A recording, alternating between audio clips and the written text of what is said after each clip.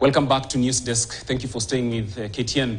My name is Kelley Boss. I'm here for Business at 1. Now, we start with the tax month's results, where strategic reforms at the Kenya Revenue Authority's domestic tax are beginning to yield significant results, with gross VAT collection reaching a historic monthly revenue of 34.55 billion in January 2025. This marks the first time this tax heads has collected such a sum in KRA's history, after KRA collected around 30 billion in January 2024, which is the second highest. Now, the tax head began the second half of the year 2024-2025 financial year on a strong note, surpassing its January target of 33 billion by 556 million, achieving a performance rate of 101. The VAT performance boost was largely driven by energy sector, which saw a 121 increase in remittances from oil marketers. The manufacturing sector also contributed to the positive performance, with a notable increase in performance from producers from beer at 10%, soft drinks at 115%, tobacco also 9.5%, and sugar at 121%. Wines and spirits also performed at 12%. Moving on now, over the last 2 years, the Kenyan banking sector has made significant strides in embracing risk-based pricing. This strategy involves setting loan prices according to borrower's risk profile, product remuneration, and lender's business framework.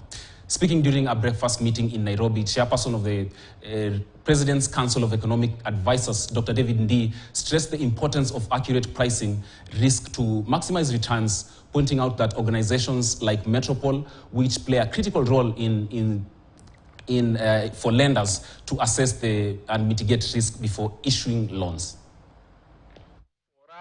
To actually be able to address the economic objectives, we have to deal with the questions of these pervasive failures in credit markets, because they affect the very important sectors of the economy, that you cannot create jobs, you cannot raise productivity, you cannot do all the things unless you address the credit architecture.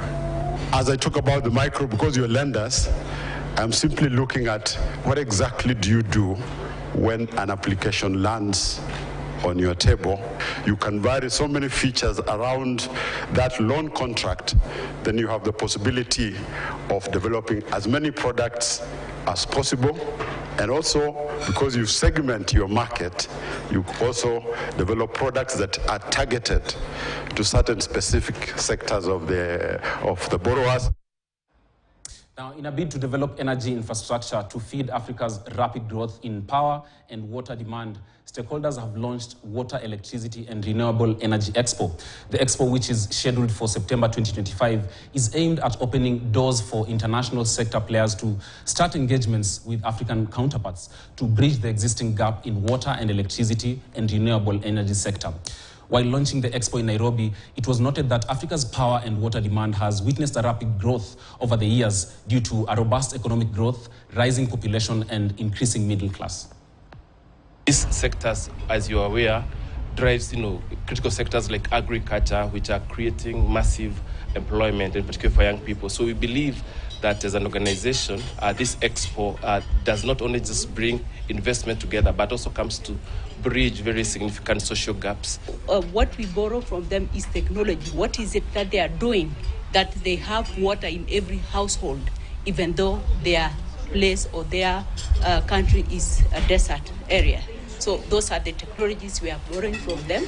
As well, we talk of renewable energy.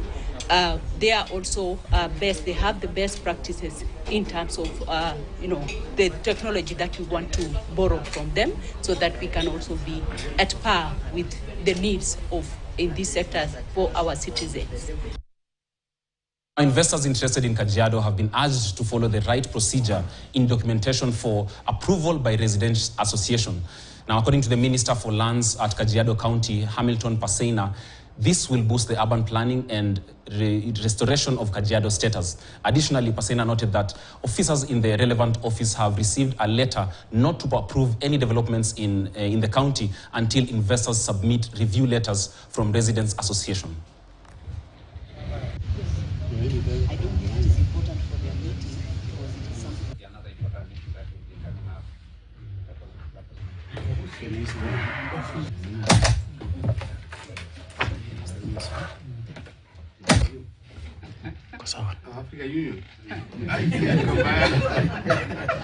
Participating in the planning process.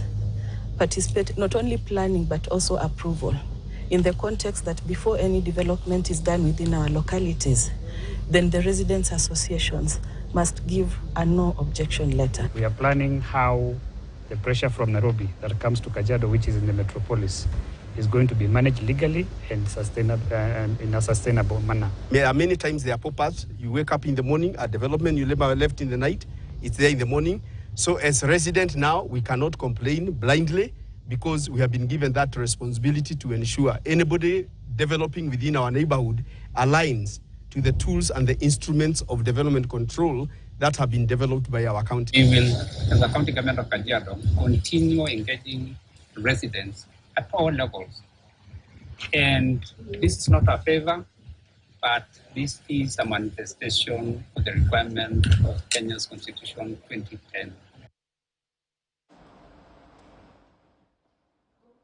Now, that story does it for business, but again, I'll point you to the Standard today, which has a pullout called the Financial Standard, which is talking about employers. You know, there's this NSSF that is going to increase from 2,000 shillings to 4,400 shillings. So how will employers react to that is explained there by Graham Kajilwa on page 19 of the Standard. And also, the banks have been not, behaving well with loaning rates, not balanced. So CBK has put a shorter leash. That story is on page 20, explained better by Macharia Kamau. That does it for Business at 1. Coming up next is Sports with Jeff Mogire.